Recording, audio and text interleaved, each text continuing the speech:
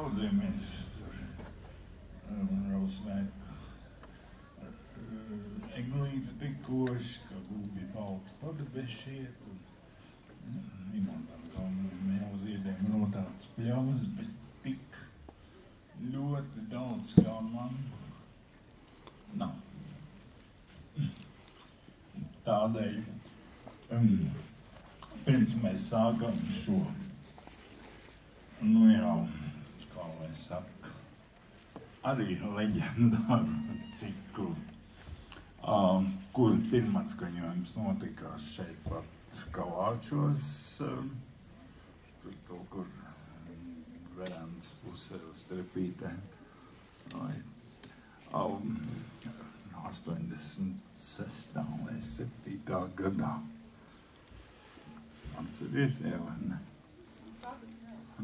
Kaut kā tā. Bet, man sakot, bet pirms mēs sākam to ciklu, kurš saucas 7,5 dziesmas ar Eduarda Bērenbauma dzeju, starp citu, vai kāds zina, kādēļ tāds nosaukums? Man sakot, pirmkārt tā ir atsauce uz Federico Fellini slaveno filmu 8,5, un tās filmas nosaukums ir cēlēs no tā, ka viņam arī pēc viņa rēķiniem bija 7 lielās filmas un kaut kāda viena īsfilma. Tā kā 8. lielā filma sanāca, pieskaitot to īsfilmu, 8,5. Manā gadījumā 7,5 tādēļ, ka 7 dziesmas ir komponētas diezgan tādās kuplās formās, un viena dziesma, dzejols, protams, ir lielisks, bet no mūzikas viedokļa tā ir vienkārši ziņģīta.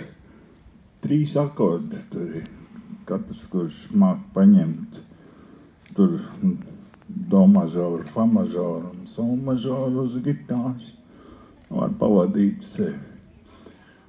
Un tādējādi, bet paradoxālā lieta ir, ka tieši tā dziesma ir vispopulārākā no visas šī cikla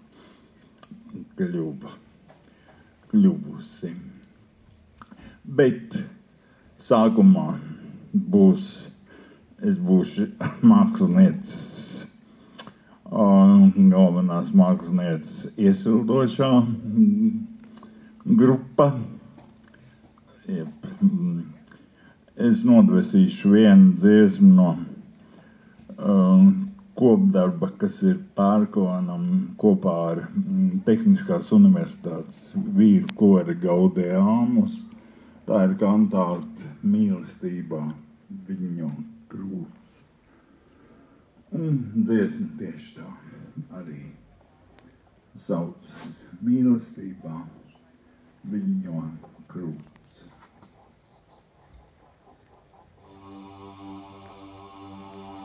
Upes malu, ievas sēnu, zāles mažo kreimenes.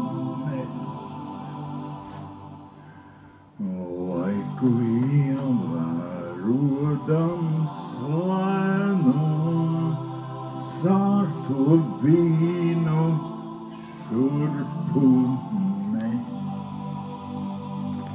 Un neaizmirsti daļās nāras, kas uz bučošanos kāras. Abas divas līdzīvēt, arī liras nepamet. Es jau dzirdu